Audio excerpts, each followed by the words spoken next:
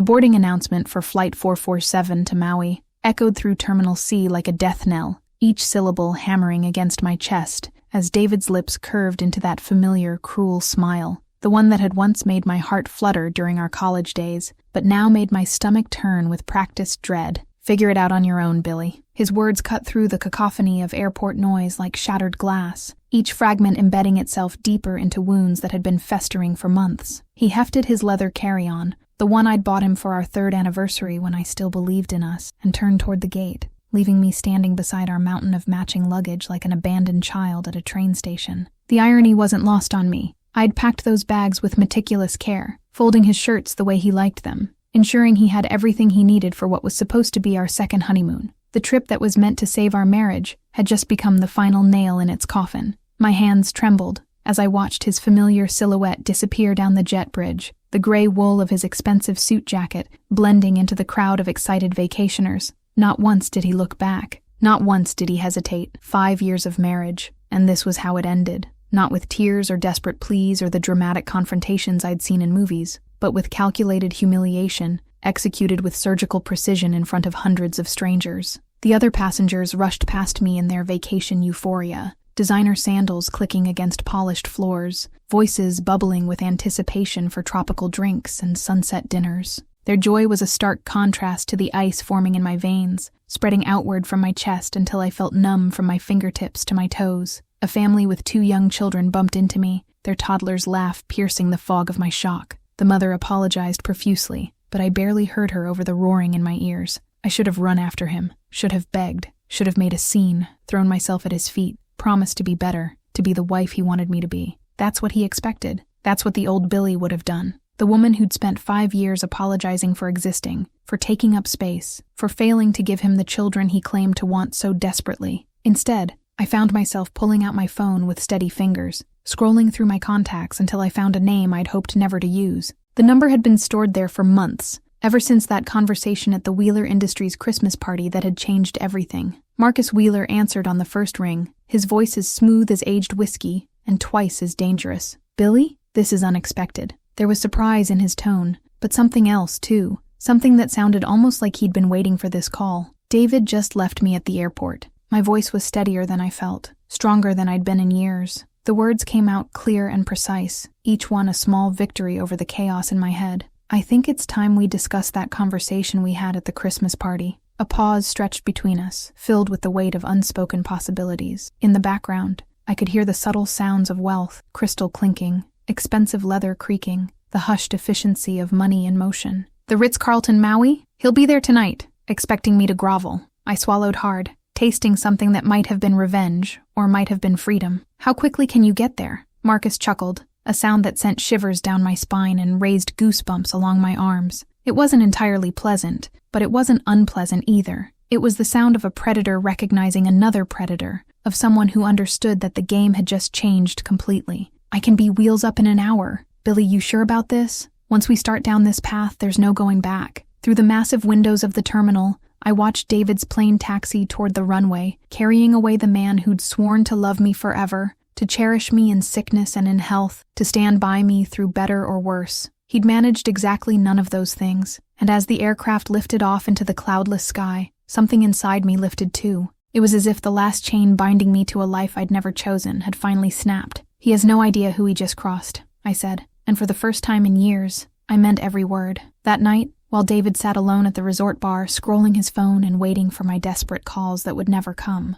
I would walk through those doors on the arm of the one man who could destroy everything David had built. But first, there were secrets to unearth, alliances to forge, and a plan to execute that would make David Chen regret the day he ever underestimated his wife. The old Billy was dead, left behind in Terminal C with the luggage and the broken dreams. What rose from her ashes was something David had never seen before, something he should have been very afraid of.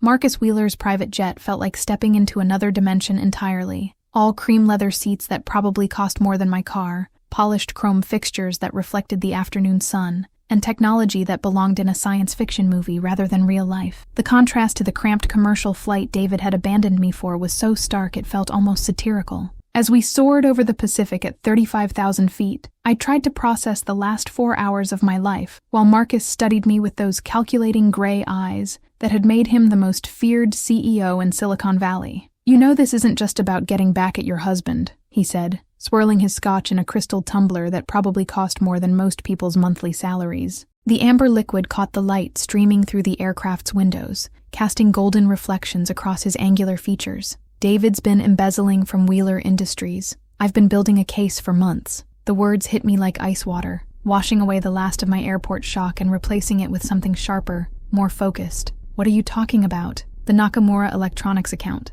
$2 million in consulting fees over the past 18 months, all properly documented and approved through normal channels, except the consulting never actually happened." Marcus leaned forward, his expression shifting from casual conversation to something much more dangerous. "The work was fabricated, the invoices were fraudulent, and the money disappeared into a web of shell companies that all trace back to your husband." I thought about our joint bank accounts, the mysterious bonuses David claimed were performance-related, the way he'd grown increasingly secretive about work calls over the past year. Pieces that had never quite fit began clicking into place like a puzzle I'd been too trusting, or too stupid, to solve. The expensive watch he'd bought himself last month.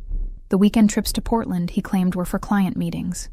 The way he'd insisted on handling all our finances personally, claiming I was too emotional about money. "You've been watching him." It wasn't a question. "I've been watching everyone. It's how I stay alive in this business." Marcus's smile was shark-like, all teeth and predatory intelligence. "But you, Billy, you're different. That night at the Christmas party, when you mentioned your degree in forensic accounting, when you talked about your graduate thesis on corporate fraud detection, I wondered why such a brilliant woman was playing the role of decorative housewife." Heat flooded my cheeks, embarrassment and anger warring for dominance. David wanted me to focus on building our family, the family that never came. Marcus's voice was gentler now, but the words still hit like a physical blow. 5 years of trying, of failed treatments, of David's growing resentment masked as disappointment. 5 years of feeling like a failure as a woman, of enduring his subtle cruelties disguised as support, of watching him pull away inch by inch until we were strangers sharing a bed. He said it was my fault. The doctors said there could be multiple factors, but David insisted it had to be something wrong with me. That it was easier to blame you than face his own medical issues? Marcus's voice carried a weight that made my blood freeze. "I know about the vasectomy, Billy. He had it done 3 years ago at a private clinic in Vancouver. Never told you, obviously." The cabin seemed to tilt around me, gravity shifting as my entire understanding of my marriage restructured itself. 3 years ago, we'd been trying for children for 4 years, which meant David had gotten a vasectomy in the middle of our fertility journey, while I was pumping my body full of hormones and undergoing painful procedures and blaming myself for every negative pregnancy test. "How could you possibly know that?" "Because I make it my business to know everything about my employees, especially the ones stealing from me." He handed me a manila folder, thick with documents and photographs. "David's been living a double life for longer than you know. The question is, are you ready to help me expose it?" I opened the folder with hands that weren't quite steady, and my world shifted again. Bank statements showing transfers I'd never seen. Photographs of David with a woman I didn't recognize. Young, blonde, radiant with the kind of happiness I hadn't seen in his face in years. Hotel receipts from romantic getaways I'd never taken. A paper trail of deception so comprehensive it took my breath away. "Who is she?" I whispered, staring at a photograph of David and the mystery woman sharing champagne at what looked like an expensive restaurant. "Sarah Hoffman, his assistant for the past 2 years, though their relationship obviously extended well beyond professional boundaries." Marcus pointed to a bank statement. "He's been funding their affair with stolen money, Billy. The apartment he rents for her in downtown Portland, the jewelry, the trips, all of it paid for with money he embezzled from my company." I couldn't speak, couldn't breathe. The magnitude of the betrayal was so complete, so total, that my mind struggled to process it. Not just the affair, not just the financial fraud, but the systematic cruelty of letting me believe I was the problem in our marriage while he built a new life with someone else using stolen money. "There's more," Marcus said quietly, watching my face with something that might have been sympathy. "The fertility treatments he insisted you continue even after his vasectomy? He claimed them as medical expenses on his health insurance, then pocketed the reimbursements. He's been profiting off your pain, Billy." The folder slipped from my numb fingers, photographs and documents scattering across the cream leather seats. Somewhere in the back of my mind, I registered that we were beginning our descent toward Maui, that soon I'd have to face David armed with the truth about what our marriage really was. But all I could think about was the sheer scope of his betrayal, the calculated cruelty of it all. "Why?" I asked, my voice barely above a whisper. "Why show me this? Why involve me? Marcus began gathering the scattered papers, his movements precise and economical. Because you're brilliant, because you're talented, and because David Chen made a fatal error in judgment when he left you at that airport. He met my eyes, and I saw something there that might have been respect. He gave me the perfect opening to recruit the one person who can help me bring down his entire operation. Operation? Oh, Billy, Marcus said, his smile returning in full force. What your husband's been doing for me is nothing compared to what he's been doing against me. David Chen isn't just an embezzler. He's a corporate spy, and the people he's really working for want to see Wheeler Industries, and me, completely destroyed. I met David Chen during the worst period of my life, though I didn't recognize the manipulation for what it was until years later. My father had just died in what the police called a tragic accident. A single-car crash on a rainy night when his brakes mysteriously failed on a mountain road he'd driven thousands of times. James Morrison had been a cautious man, meticulous about car maintenance, the kind of person who checked his tires before every long drive. The idea that he'd simply lost control seemed impossible, but the investigation was perfunctory at best. What I learned only later was that my father had been working on something sensitive in his final months, something that had consumed his attention and made him paranoid about phone calls and strangers. James Morrison wasn't just an accountant for a mid-sized firm in Seattle. He was a forensic financial analyst who specialized in tracking money through complex corporate structures,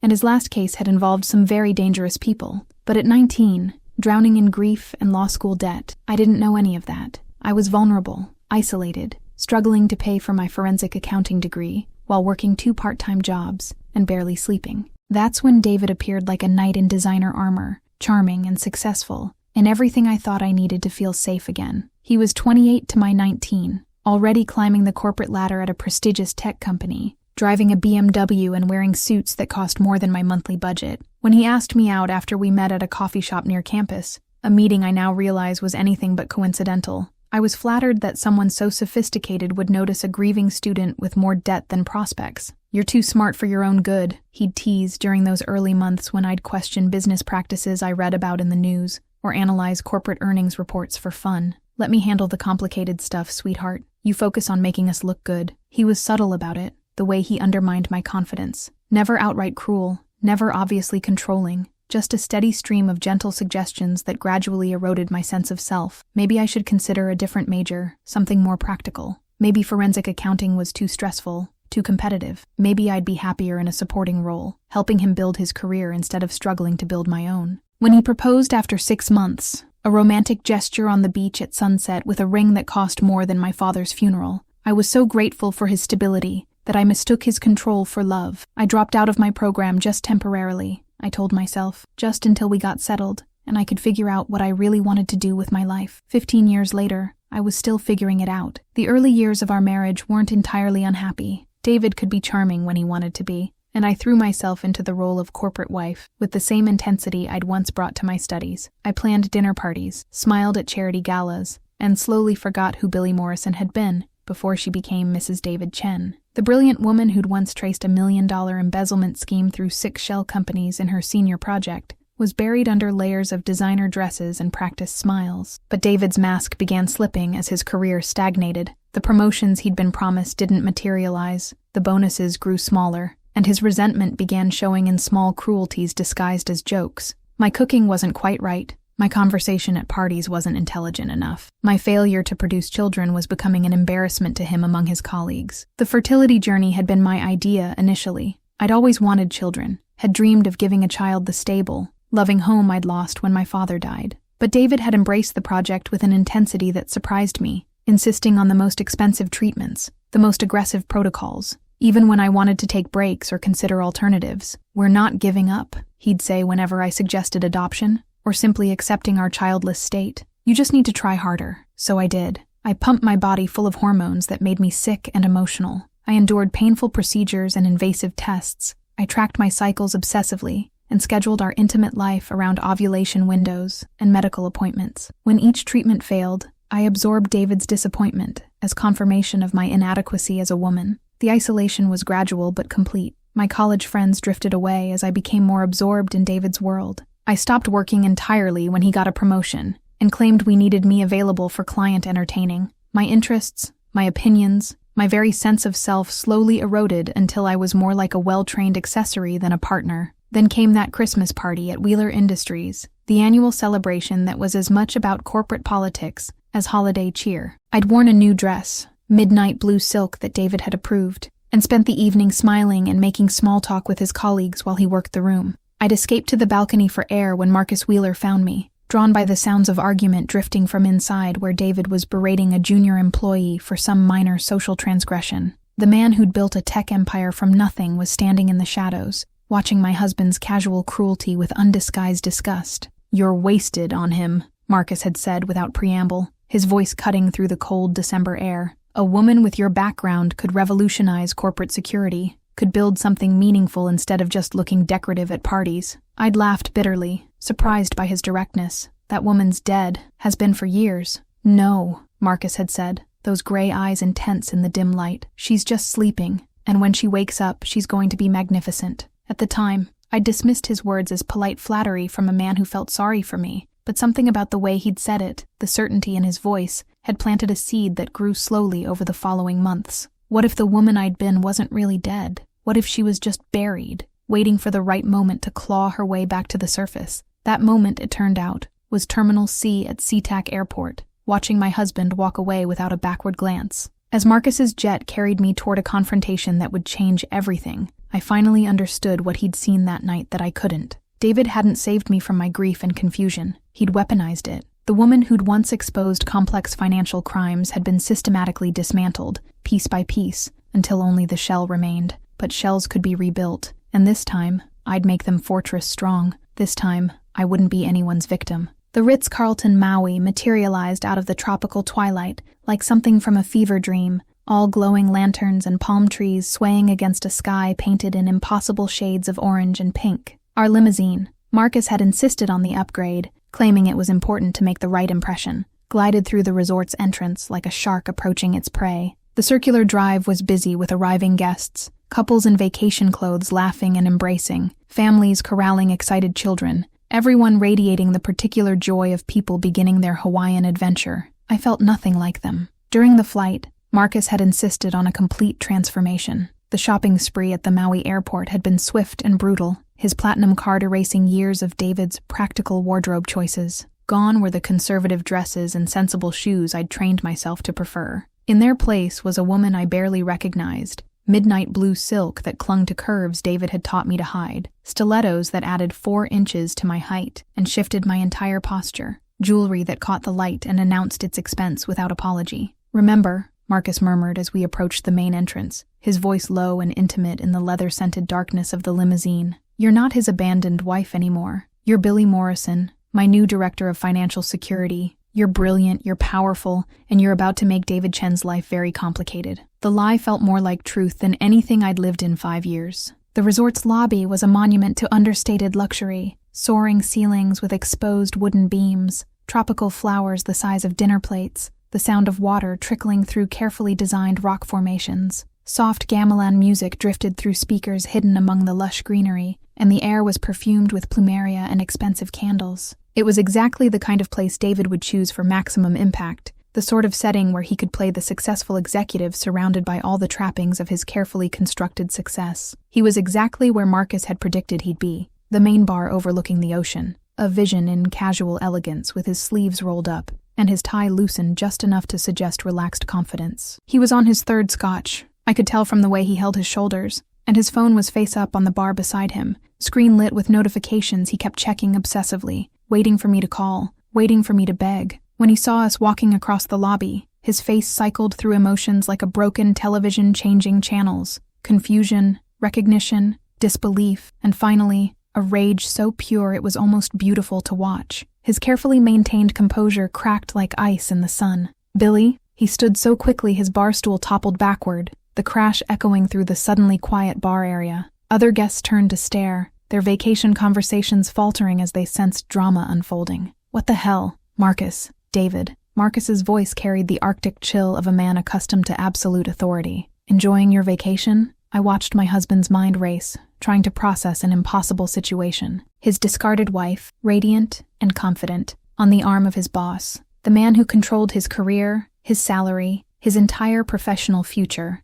treating his abandoned spouse like a valued companion, rather than a piece of discarded luggage. "I don't understand," David stammered, his usual smooth confidence completely absent. "Billy, what are you doing here?" "With him, having dinner," I said simply, my voice carrying across the suddenly quiet lobby with perfect clarity. "Marcus offered me a position with Wheeler Industries. We're discussing the terms." The color drained from David's face like water from a broken sink. "A position? But you don't work. You haven't worked in years. You can't just—" "Can't what, David?" My voice was getting stronger with each word, powered by 15 years of suppressed rage and humiliation. "Can't make my own decisions? Can't have a career? Can't exist without your explicit permission? That's not what I meant." "Actually," Marcus interjected smoothly, his tone suggesting polite interest while his eyes promised violence, "we should discuss this privately. David, perhaps you'd join us for dinner. I believe there are some business matters we need to address." David's laugh was high and strained, the sound of a man realizing he was completely out of his depth. "Business matters? Is this some kind of joke? Some kind of sick revenge fantasy?" Marcus stepped closer, and though he was several inches shorter than David, something about his presence made my husband shrink back. "Do I look like I'm joking?" The weight of unspoken threats hung in the perfumed air between them. Other guests had stopped pretending not to stare, their conversations dying as they sensed something significant happening. A waiter approached tentatively, then thought better of it, and retreated to safety behind the bar. David's eyes darted around the lobby, taking in the watching faces, the hotel staff pretending to be busy while clearly listening to every word. He could make a scene, play the wronged husband, demand explanations, assert his rights over his wife's choices. But Marcus Wheeler wasn't a man you crossed publicly, especially not when you were stealing from his company and didn't know he knew about it yet. "Fine," David said through gritted teeth, his voice barely controlled. "Dinner, but I want answers." "Oh, you'll get answers," I said, surprising myself with the predatory edge in my voice. "More answers than you'll know what to do with." As we walked toward the restaurant, I caught our reflection in one of the lobby's massive mirrors. Marcus in his perfectly tailored suit, me in my silk and stilettos, and David trailing behind us like a whipped dog. The woman in the reflection looked nothing like the abandoned wife from the airport. She looked dangerous. The old Billy would have been terrified by that transformation. The new Billy was just getting started. Behind us, the lobby gradually returned to its normal rhythm of vacation chatter and clinking glasses, but I could feel the weight of curious stares following our little procession. Tomorrow, this story would be repeated in a dozen different versions, by guests who'd witnessed the beginning of David Chen's public destruction. By the time we reached the restaurant, David was visibly sweating despite the air conditioning. He had no idea what was coming, but some animal instinct was warning him that his carefully controlled world was about to implode. He should have listened to that instinct. He should have run, but it was far too late for that. The private dining room Marcus had reserved overlooked the Pacific Ocean, where waves crashed against black volcanic rock in an endless rhythm that seemed to match the pounding of my heart. The space was intimate without being cozy. Floor-to-ceiling windows, a table for 6 that felt enormous with just the 3 of us, and ambient lighting that made everything look like a scene from a high-end thriller. David sat across from us, rigid as a statue, his knuckles white around his wine glass, as Marcus spread documents across the mahogany surface, like a poker player revealing a winning hand. "The Nakamura Electronics account," Marcus began conversationally, his tone suggesting he was discussing the weather rather than corporate fraud. $2 million in consulting fees over 18 months, all properly documented through our standard procurement process. Invoices submitted monthly, payments processed according to schedule, everything appearing completely legitimate. David's face had gone pale, but he managed to force out a laugh. "That's a valuable client. I personally oversaw." "The shell company you created to receive those payments?" I interrupted, feeling my old investigative instincts flooding back like water through a broken dam. "Morrison Financial Services? Clever touch, using my maiden name. Did you think I'd never notice if I happened to see the paperwork?" His wine glass slipped in his suddenly nerveless fingers, dark red liquid sloshing onto the white tablecloth like blood. "How did you figure it out?" I leaned forward, feeling alive for the first time in years. "The same way I traced the Henderson Group fraud in graduate school, remember? The case study you always claimed was just academic nonsense? The same skills you convinced me to abandon because they were too stressful for a woman."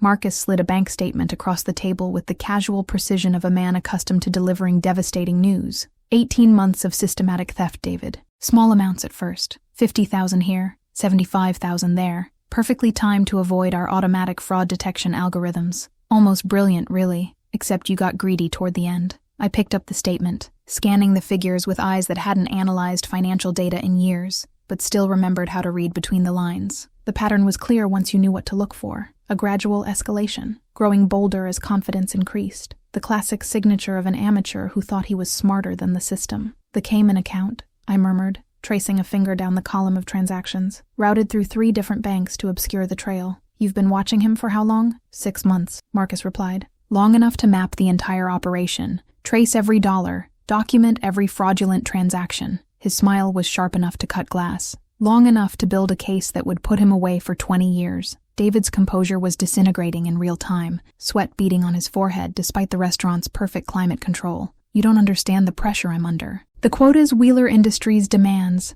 the impossible targets, the way you people treat. So you stole. My voice cut through his excuses like a knife. And when I asked about our finances, about the mysterious bonuses and the unexplained cash deposits, you made me feel stupid for questioning you. Made me feel like I was being paranoid and controlling. Billy, please, you have to understand. Sarah Hoffman, Marcus said quietly, and the name hit David like a physical blow. He actually flinched, his entire body recoiling as if Marcus had struck him. The wine glass finally slipped from his fingers completely, shattering against the floor in a spray of crystal and burgundy liquid that seemed to echo through the suddenly silent room. Who is Sarah Hoffman? I asked, though the cold weight in my stomach suggested I already knew the answer. His assistant, Marcus replied with clinical precision. Also the recipient of a very expensive Mercedes-Benz last month, a 2-bedroom apartment in Portland's Pearl District, and approximately $60,000 in jewelry over the past year, all paid for with Nakamura money. The betrayal was complete now.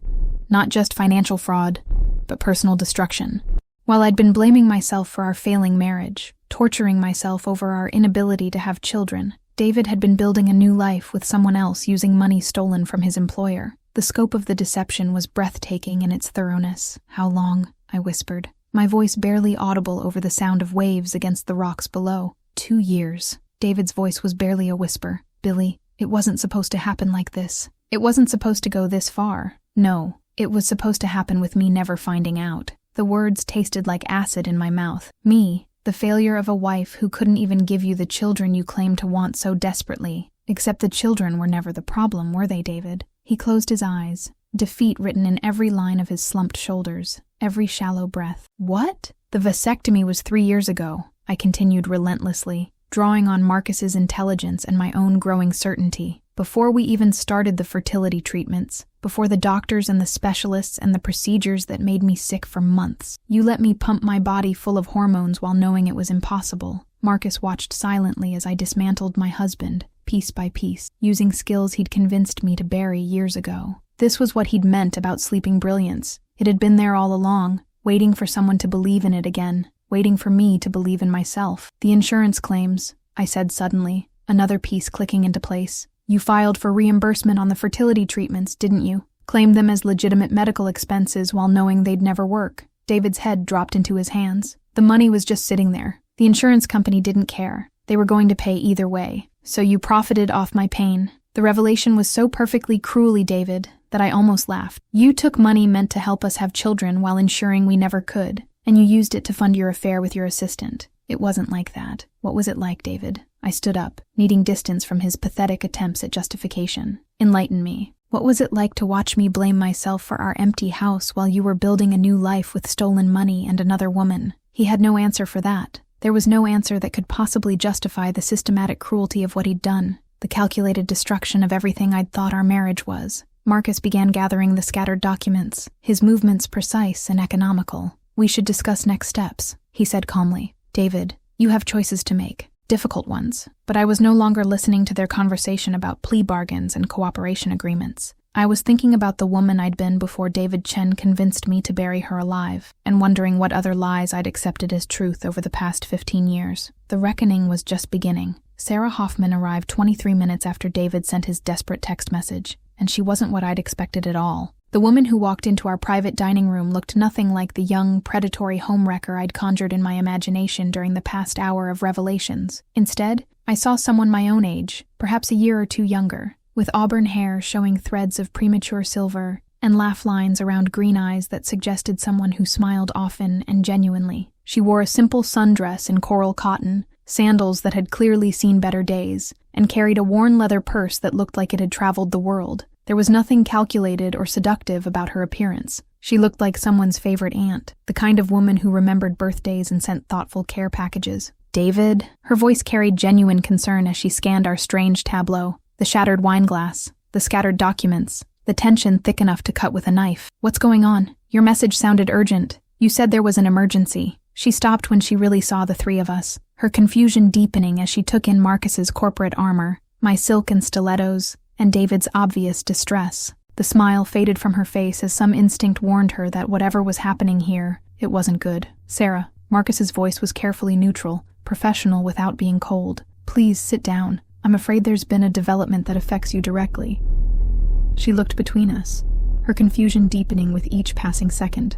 I found myself studying her face, searching for signs of the calculating mistress I'd imagined, but all I saw was a woman who looked genuinely bewildered by the situation she'd walked into. Mr. Wheeler. She remained standing, her purse clutched against her chest like a shield. I don't understand. What kind of development? David, what's happening? Sarah, I said quietly, and she turned toward me with the automatic courtesy of someone raised to be polite to strangers. I'm David's wife, Billy. The words hit her like a physical blow. The color drained from her face so quickly I thought she might faint, and her purse slipped from nerveless fingers to hit the floor with a dull thud. Wife? But David said, he told me you were divorced, that you'd been separated for over a year. Another lie, Marcus observed with clinical detachment. David's been quite creative with the truth lately. Sarah sank into the empty chair like a marionette with cut strings, her hand reaching automatically for the water glass in front of her. I watched her process the information, saw the exact moment when understanding dawned, and horror followed close behind. She looked at David with something approaching betrayal. David, what is this? What's happening here? Tell her, I said to David, my voice steady despite the rage building in my chest. Tell her about the money you stole to buy her gifts. Tell her about the wife you abandoned at the airport this morning. Tell her about the vasectomy you had while letting me believe I was the reason we couldn't have children. This morning? Sarah's voice cracked like breaking glass. David, you said you were coming here alone to finalize your divorce papers. You said this trip was about closing that chapter of your life. The web of lies was unraveling faster than David could weave new ones. He sat there, mouth opening and closing like a landed fish gasping for air, as the two women he'd deceived stared at him with growing horror and disgust. The Mercedes, Sarah whispered, her hand flying to her throat as if she couldn't breathe. You said it was a company car, a benefit package. It was, David tried weakly, but his voice carried no conviction. Bought with stolen money, Marcus clarified with surgical precision. Along with the apartment in Portland's Pearl District, the jewelry, the vacation to Barcelona last month, $2 million in corporate funds, diverted through fraudulent consulting contracts. Sarah's face cycled through emotions like a slot machine, confusion melting into betrayal, betrayal hardening into disgust. She turned to me with tears streaming down her cheeks, and I saw genuine remorse in her expression. Mrs. Chen, I swear to you, I didn't know. If I had known you existed, if I had any idea David was married. She pressed her hands to her face, her shoulders shaking. Oh God, what have I done? You trusted someone who didn't deserve it, I said, surprised by the gentleness in my own voice. That's not a crime, Sarah. That just makes you human. She looked up at me through her tears, searching my face for hatred or blame, and finding something closer to sympathy. But I took things from him, expensive things. The apartment, the car. If he stole that money, then I'm a victim, I finished firmly. You're another victim of David's lies, just like I am. Marcus leaned forward, his voice taking on the kind of authority that built tech empires. Sarah, I need to ask you some questions about your relationship with David, about gifts he gave you, trips you took together, conversations about his work. She nodded numbly, still staring at me with a mixture of shame and gratitude. Anything. I'll tell you anything you need to know. This is insane, David exploded, finally finding his voice again. Sarah, don't listen to them. They're trying to destroy us. Everything we built together, everything we built on lies. Sarah stood abruptly, her chair scraping against the floor. A relationship where you told me you were divorced? An apartment paid for with stolen money? A car I've been driving around Portland that belongs to the company you robbed? She pulled the Mercedes keys from her purse and threw them at David's chest with enough force to make him flinch. The metal clinked against his shirt before falling to the table among the scattered financial documents. We're done, she said, her voice stronger now, fueled by righteous anger. Whatever we had, whatever I thought we had, it's over. Sarah, please, you don't understand the pressure I was under. To steal? To lie? To let an innocent woman torture herself with fertility treatments while you'd secretly made sure she could never get pregnant? Sarah's voice rose with each word, carrying across the restaurant and drawing stares from other diners. What kind of monster does that, David? He had no answer for that. There was no answer that could possibly justify the systematic cruelty of his actions, the calculated way he'd destroyed lives to build his fantasy. I loved you, Sarah continued, and I heard the past tense like a door slamming shut. I actually loved you. I thought you were this wonderful man who'd been hurt by a bad marriage, who deserved happiness and affection and a fresh start. I was planning to introduce you to my parents next month. The admission hit David like a physical blow. I could see him realizing that Sarah's love had been real in a way mine hadn't been for years, that he'd thrown away something genuine for the sake of his elaborate deceptions. But it was all lies, she whispered, her anger deflating into exhaustion. Every word, every promise, every moment we shared. You made me an accessory to theft and adultery and emotional abuse. You used me to hurt your wife and your employer, and you made me complicit in crimes I never would have agreed to commit. She gathered her purse, her movements sharp and decisive. I'm going to cooperate fully with Mr. Wheeler's investigation. I'm going to help you trace every penny David stole and every lie he told, and then I never want to see you again. As Sarah headed for the door, David called after her desperately. Sarah, wait, I can explain everything. I can make this right. She stopped at the doorway and turned back, her face calm now, resolved. You can't make this right, David. You can't unlie to me for 2 years. You can't give Mrs. Chen back the time she lost blaming herself for your cruelty. You can't unsteal the money, or unabandon your wife at an airport, or unhave the vasectomy that made all those fertility treatments pointless torture. Her words hung in the air like an indictment, each accusation precise and devastating. You're not the man I fell in love with, she continued quietly. I don't think that man ever existed. And I feel sorry for both of us that it took me this long to figure that out. The door closed behind her with a soft click that sounded like the final nail in David's coffin. He stared after her for a long moment, then slumped forward in his chair, as if all the air had been let out of him. Well, Marcus said conversationally, as if Sarah's dramatic exit was nothing more than an interesting intermission. That went about as expected. Shall we discuss the terms of your cooperation, David? Or would you prefer to explain all of this to federal prosecutors? For the first time since this nightmare began, I felt something approaching peace. Sarah was free of David's manipulation, the truth was finally out in the open, and my husband was beginning to understand the scope of his losses. But somehow, I sensed this was still just the beginning. After Sarah's dramatic exit, the restaurant felt suffocatingly quiet, as if the very air had been sucked out of the room by the weight of David's collapsing lies. The other diners had returned to their conversations and clinking silverware, but I could feel the occasional curious glance in our direction from people who'd witnessed enough of the confrontation to know they'd seen something significant unfold. David slumped in his chair like a deflated balloon, staring at the scattered evidence of his crimes spread across the white tablecloth. The financial documents seemed to mock him. Bank statements, wire transfer records, fraudulent invoices, all the paper trails that would unravel his carefully constructed double life. Marcus calmly refilled his wineglass, as if we were discussing quarterly earnings reports rather than corporate espionage and systematic fraud. Here's what's going to happen, Marcus said, his voice carrying the kind of absolute authority that had built a tech empire from nothing. Tomorrow morning, you'll submit your resignation from Wheeler Industries, citing personal reasons that require your immediate departure. You'll liquidate your personal assets to begin restitution for the stolen funds, the house, the cars, the investment accounts, everything. And if I refuse? David's voice was hollow, but there was still a flicker of defiance in his eyes, the last desperate stand of a man who'd spent years believing he was smarter than everyone around him. Then I file criminal charges first thing Monday morning. The FBI gets involved.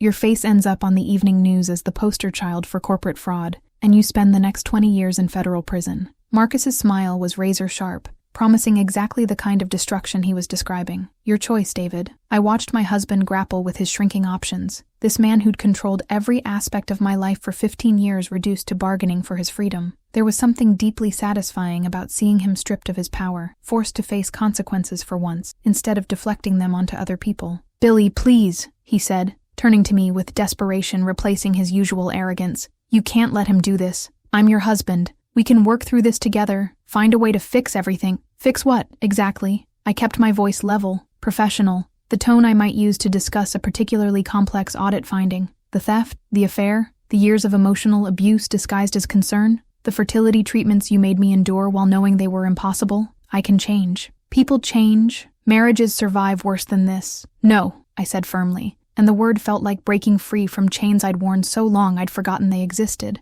We can't work through this. There is no we anymore. There hasn't been for years. Marcus leaned forward, his gray eyes focused on David with predatory intensity. There is one alternative to federal prosecution, David. Full cooperation with our investigation. Complete transparency about your activities, your contacts, your methods. Help us understand exactly how you managed to steal $2 million without triggering any of our security protocols. Hope flickered in David's eyes like a candle in a hurricane. What kind of cooperation? What do you need to know? Everything. Bank records, passwords, client lists, communication logs. Marcus paused meaningfully, his next words carrying weight that made the temperature in the room seem to drop 10 degrees, including information about your other activities. The change in David's expression was immediate and terrifying. What little color remained in his face drained away completely, leaving him looking like a corpse propped up in an expensive suit. What other activities? The insider trading, for starters. The client data you've been selling to our competitors. The pharmaceutical patents you leaked to Novus Corporation last quarter. Marcus rattled off accusations like items on a grocery list,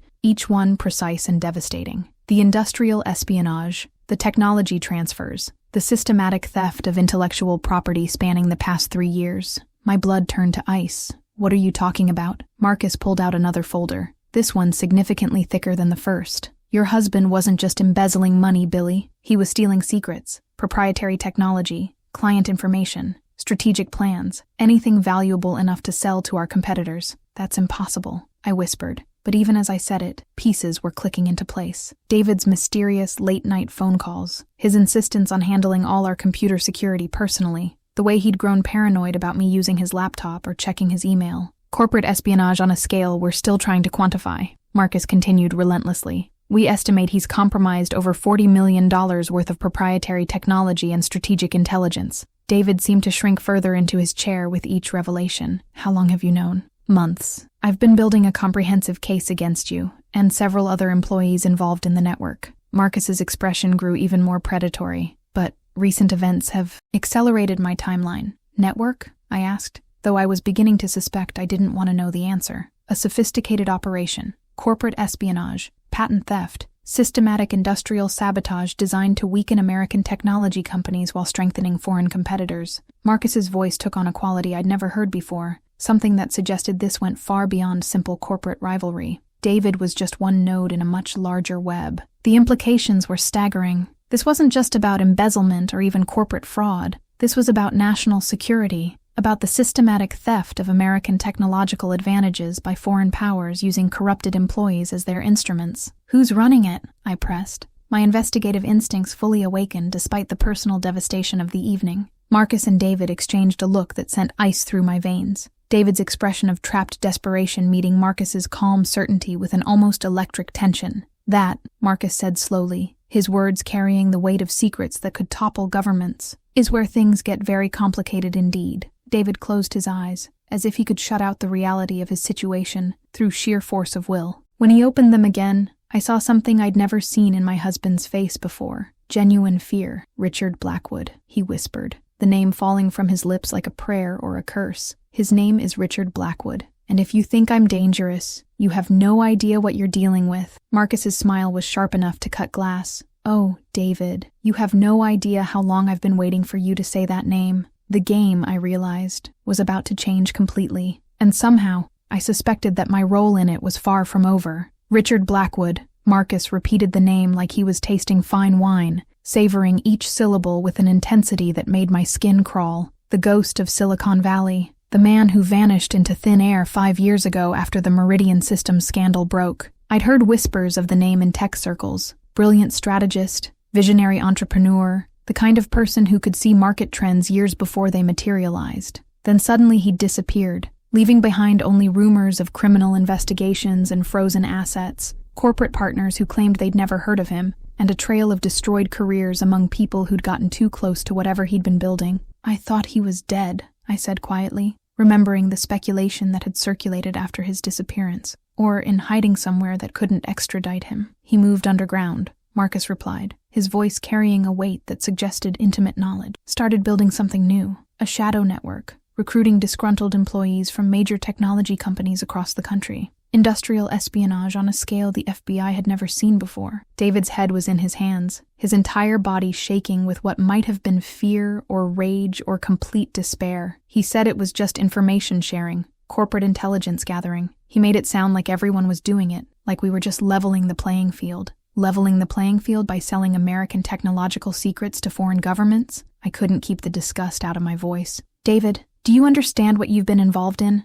This isn't corporate rivalry. This is treason. It wasn't supposed to go that far, David exploded, finally showing real emotion beyond self-pity and desperation. I was drowning, Billy. The house payments, the medical bills, your treatments. My treatments? Fury rose in my throat like bile, hot and poisonous. The fertility treatments you insisted on while knowing they were pointless? You're seriously going to blame your treason on medical expenses for procedures you sabotaged? I couldn't tell you about the vasectomy. You wanted children so desperately, and I thought, maybe if we just kept trying. His voice trailed off as he realized how pathetic his excuse sounded. So you let me think I was broken? I stood so quickly my chair toppled backward, the crash echoing through the restaurant like a gunshot. You let me undergo painful procedures, take hormones that made me sick, blame myself for our empty house while you were selling our country's secrets to foreign agents? Marcus caught my arm as I moved toward David, not restraining me but steadying me. Billy, wait. There's something else you need to know. More? I laughed, but there was no humor in it. What else could there possibly be? Richard Blackwood didn't recruit David randomly, Marcus said quietly, his words careful and measured. He knew exactly who David was married to. He knew about your forensic accounting background, your father's work, your security clearance from your summer internship at Langley. The world tilted on its axis. How could he possibly know about Langley? That was classified. The internship barely lasted 3 months, and it was over a decade ago. Because he's been watching you for years, Billy. Since before you met David, actually. Marcus pulled out another file, this one marked with my name in red letters. David wasn't your knight in shining armor who swept you off your feet during your vulnerable period. He was your handler. The room started spinning around me. That's impossible. The car accident that killed your father wasn't an accident. Marcus continued relentlessly, each word hitting me like a physical blow. James Morrison was investigating defense contractors selling classified technology to foreign governments. He was getting close to exposing a network that went all the way to the Pentagon when his brakes mysteriously failed on a road he'd driven safely for 20 years. No. The word came out as a whisper, barely audible over the sound of blood rushing in my ears. David Chen was Richard Blackwood's insurance policy. Marry the daughter, keep her close,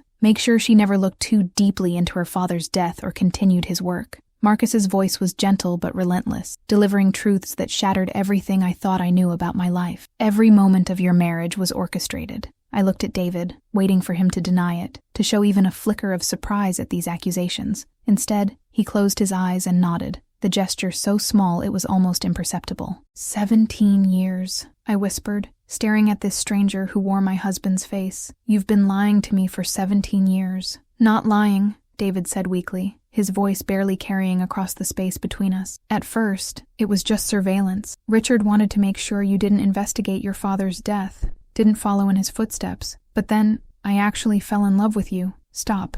The word came out like a gunshot, cutting through his pathetic attempts at justification. Just stop talking. The magnitude of the betrayal was so complete, so total, that my mind struggled to process it. Not just the affair, not just the financial fraud, but the murder of my father, and the systematic destruction of my entire adult life, built on a foundation of lies and manipulation. But as I stood there, absorbing the full scope of David's treachery, something unexpected began to happen. Instead of collapsing under the weight of such complete betrayal, instead of shattering into pieces as any normal person should have, I started to laugh. Billy? Marcus reached for me, concern creasing his features, as if he thought I might be having some kind of breakdown. They think they're so clever, I said, my laughter growing stronger despite the tears streaming down my face. All these years, thinking they had me completely fooled. David looked up, confusion replacing his guilt and fear. What are you talking about? I walked to the window, staring out at the moonlit ocean where waves crashed against volcanic rock in an endless rhythm that suddenly seemed to match the beating of my heart. Tell me, David, did Richard ever wonder why a grief-stricken law student would suddenly develop such a specific interest in forensic accounting? Why she'd choose a program known for training government investigators? The silence behind me was deafening, pregnant with implications I was only beginning to understand myself. Did he question why I was so eager to abandon that career for domestic life? Why I never asked to see our joint account statements? Never questioned your mysterious bonuses? Never wondered about your late-night phone calls? I turned back to face them, and the expression on Marcus's face told me he was beginning to understand what I was really saying. My father didn't just work as a forensic accountant, I continued, feeling pieces of my life rearranging themselves into patterns I'd been trained to hide even from myself. He was NSA, deep cover financial intelligence, and the night before he died, He called me with a code phrase I hadn't heard since I was 12 years old. David's face went white as paper. That's impossible. You were just a student. Just a student whose graduate thesis advisor was Deputy Director Sarah Chen Morrison, I said, savoring the way David's eyes widened as he recognized the hyphenated name. My faculty mentor who happened to share your surname, though of course that's just a coincidence. The same Sarah Chen Morrison who recruited me for that summer internship at Langley. The same woman who helped me build a false identity as a grieving, vulnerable student perfect for manipulation. Marcus leaned back in his chair, a slow smile spreading across his face. How long have you been undercover, Agent Morrison? 7 years, I said, pulling out my phone and showing them the screen. Not the consumer device David thought I carried, but an encrypted government communications array. Ever since I dropped out of my forensic accounting program to become the perfect corporate wife. The room was so quiet I could hear David's labored breathing, could hear the distant sound of waves against rock, could hear the faint music from the lobby filtering through the restaurant's sound system. My real name is Billy Morrison Chen, I continued, and I'm a senior financial intelligence analyst with the National Security Agency. David, you and your friends have been under surveillance since our third date. The silence that followed my revelation stretched like a tightrope over an abyss, tension crackling through the air as the full implications of what I'd just disclosed settled over the room. David's mouth opened and closed soundlessly, his brain struggling to process the complete inversion of everything he thought he knew about our relationship, our marriage, our lives together. Marcus was the first to break the silence, slowly beginning to applaud with a rhythm that sounded almost sarcastic, but carried genuine admiration. Brilliant, he said, his voice filled with what sounded like professional respect. Absolutely fucking brilliant. 7 years of deep cover, and neither I nor Richard suspected a thing.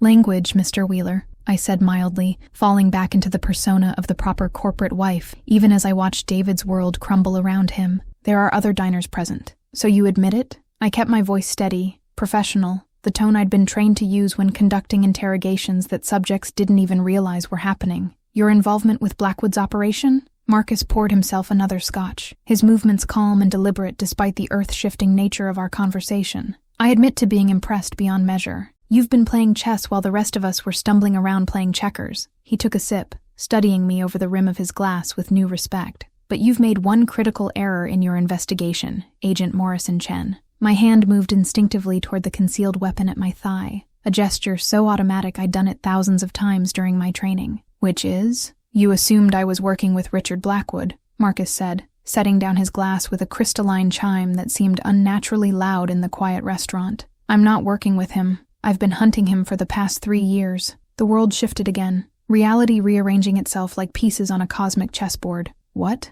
Marcus Wheeler, CEO of Wheeler Industries, he said formally, his entire demeanor changing as he dropped whatever mask he'd been wearing. Also known as Agent Mitchell Ward, FBI Cybercrimes Division, currently leading Operation Tech Harvest, the joint FBI-NSA task force investigating industrial espionage in Silicon Valley. David made a strangled sound, something between a sob and a laugh. That's impossible. You offered me money, protection, a way out, a reduced sentence in exchange for your cooperation, Marcus finished smoothly, which you'll still receive, assuming you help us locate Blackwood's primary server farm and provide intelligence on his network structure. I stared at this man I thought I'd been manipulating, who'd apparently been manipulating me right back, with the same professional skill I'd been using on him. The embezzlement charges against David? Completely real. David has been stealing from Wheeler Industries, my actual company that I built as cover for this operation, to fund his participation in Blackwood's network. Marcus's smile was wry, carrying a hint of genuine amusement.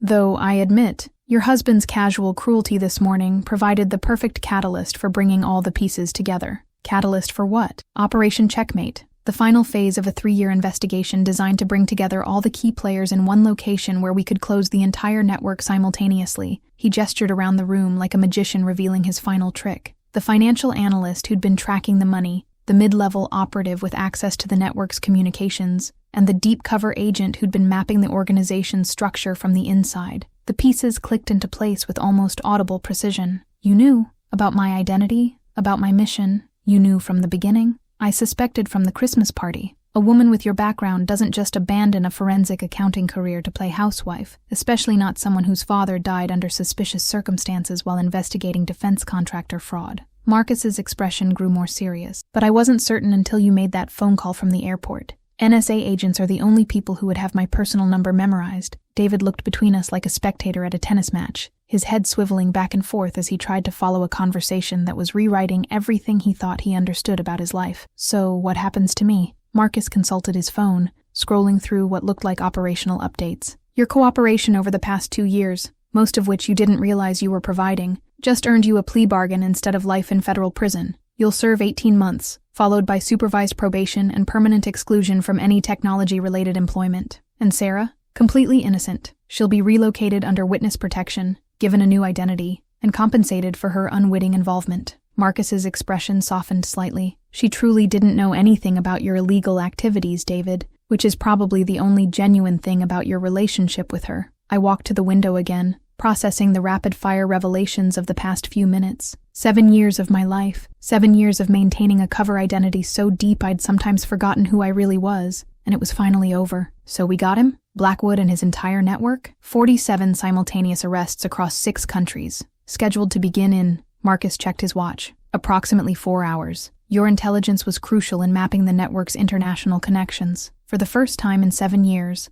I felt the weight of my cover identity beginning to lift. No more pretending to be the abandoned wife, the failed woman, the broken bird who needed saving. I could stop being the victim and remember who I'd always been underneath the carefully constructed persona. One question, I said, as I heard the distant sound of sirens approaching the resort. The plane tickets, the luggage, David abandoning me at the airport. Was any of that scripted? Marcus grinned, and for the first time since I'd met him, the expression seemed genuinely human, rather than calculatedly predatory. That was all David being his authentic self. We just made sure we were ready when he showed his true colors. He paused, tilting his head slightly. Though I have to ask, when you made that phone call from the airport, did you know who I really was? I smiled back, watching through the window as unmarked federal vehicles began pulling into the resort's circular drive. Agent Ward, I've known who you were since the Christmas party. Did you really think NSA wouldn't have complete files on every executive at Wheeler Industries when we suspected corporate infiltration? David slumped in his chair as the full scope of his situation finally sank in. He'd been a pawn in a game played by professionals who operated on levels he couldn't even comprehend, manipulated by people who'd spent years training to be better at deception than he could ever hope to be. Did you ever love me at all? He asked quietly as federal agents began filing into the restaurant. I considered the question seriously, searching my heart for any remnant of the feelings I'd once thought I had for him. I loved who I thought you were, I said finally. But that person never actually existed, did he? He had no answer for that, because there wasn't one. The David Chen I'd married had been as much a fictional creation as the Billy Chen who'd married him. As they led him away in handcuffs, I felt something I hadn't experienced in years. The simple freedom of being able to tell the truth about who I was and what I did for a living. The game was over, and somehow, against all odds, the good guys had won. 3 months later, I sat on the deck of a small cafe in Georgetown, watching the Potomac River flow past while Marcus, Agent Mitchell Ward, reviewed the final reports from Operation Checkmate. The morning sun painted everything in golden hues, and for the first time in 7 years, I was drinking coffee under my real name, without having to maintain any kind of cover identity. 47 arrests, 16 countries, over 200 million in recovered stolen technology, Marcus said, scrolling through his tablet. The Justice Department is calling it the most successful counter-espionage operation in the past decade. I wrapped my hands around my mug, savoring the simple pleasure of genuine conversation with someone who knew exactly who I was. And Blackwood, extradited from Switzerland last week. He'll spend the rest of his life in federal prison, assuming he lives that long. Apparently, some of his former clients aren't happy about the exposure. Marcus looked up from his reports, studying my face with the same intensity he'd shown that night in Maui. How are you adjusting to being yourself again? It was a more complicated question than it sounded. After 7 years of being Billy Chen, the abandoned wife and failed woman, rediscovering Billy Morrison, the NSA analyst, felt like putting on clothes that no longer quite fit. Some days, I forget that I don't have to pretend anymore. Yesterday, I caught myself about to lie to a grocery store clerk about what I do for work. That's normal. Deep cover does things to your sense of identity that most people can't understand. Marcus closed his tablet and leaned back in his chair. The agency is offering you a promotion. Senior Analysis Director, your own team, significant budget increase. And you? What happens to Marcus Wheeler, Tech CEO? Wheeler Industries was always real, and it turns out I'm actually pretty good at running a technology company. The Bureau is letting me keep it as a legitimate business, assuming I continue to provide intelligence on corporate espionage when needed. He grinned, and I saw the man behind the federal agent facade. Apparently, There's value in having someone who understands both sides of the equation. A jogger ran past on the riverside path, her ponytail bouncing in the morning light, and I found myself envying her simple existence. No cover identities, no classified operations, just someone exercising by the river on a beautiful day. David's hearing is next week, Marcus said quietly. I know. The prosecutor wants me to testify. I'd been dreading that conversation, the prospect of facing my ex-husband in open court and recounting the details of his betrayal for public consumption. Will you? I don't know. Part of me thinks he's suffered enough. 18 months in federal prison, his career destroyed, his reputation ruined. But then I remember my father, and Sarah, and all the other people who got hurt because of his choices. Marcus reached across the small table and touched my hand, the gesture so natural I almost didn't notice it. He made those choices, Billy. Every single one. You were just doing your job. My phone buzzed with a text message, and I glanced at the screen to see Sarah Hoffman's new number. She'd been relocated to Denver under her new identity, and we'd maintained sporadic contact, despite the complications of our shared history. Coffee shop opening went well. Thinking of you. I showed Marcus the message, and he smiled. She's doing okay? Better than okay. The compensation package included enough money to start over completely, and apparently she's always wanted to run her own business. I typed back a quick congratulations, then put the phone away. Sometimes I think she came out of this mess better than any of us. She got to keep her integrity, Marcus observed. That's worth more than money. We sat in comfortable silence for a while, watching the river and the morning joggers and the ordinary people living their ordinary lives. Finally, Marcus spoke again. The agency offered you that promotion, but they're not the only ones hiring. Oh? Wheeler Industries is expanding our security division. We need someone to head up financial crimes investigation. Someone who understands both the technical and human elements of corporate espionage. His smile was careful, professional, but I caught something else underneath it. The position comes with a significant salary increase, excellent benefits, and the opportunity to build something real instead of just tearing down what other people built. Agent Ward, I said slowly, are you offering me a job? Agent Morrison, he replied, I'm offering you a choice. Keep working for the government, maintaining cover identities and living other people's lives, or help me build something legitimate. A company that does real work, solves real problems, employs real people under their real names. I considered the offer while watching a family of ducks paddle past on the river. After 7 years of lies and deception, the prospect of building something honest and straightforward held enormous appeal. What about us? I asked, surprised by my own directness. This thing between us, whatever it is. What happens to that if I work for you? Marcus was quiet for a long moment, and I could see him weighing his words carefully. I don't know, he said finally. I've never had a relationship that wasn't at least partially built on professional necessity, but I'd like to find out what it feels like to know someone without any agenda, beyond just knowing them. It was the most honest thing anyone had said to me in years, and I realized that honesty was exactly what I'd been craving without knowing it. When do you need an answer? Take your time. The position will be there when you're ready. Marcus stood up, leaving money on the table for our coffee. But Billy, whatever you decide, don't choose based on what you think you should do. Choose based on what you actually want. As he walked away, I stayed at the table by the river, thinking about choices and consequences, and the difference between who we are and who we pretend to be. 7 years of my life had been consumed by a mission that was finally over, but the woman who'd emerged from that experience was someone I was still getting to know. My phone buzzed again. This time, a call from my handler at NSA about the promotion offer. I looked at the screen for a long moment, then declined the call and put the phone face down on the table. For the first time in my adult life, I had the luxury of making decisions based on what I want.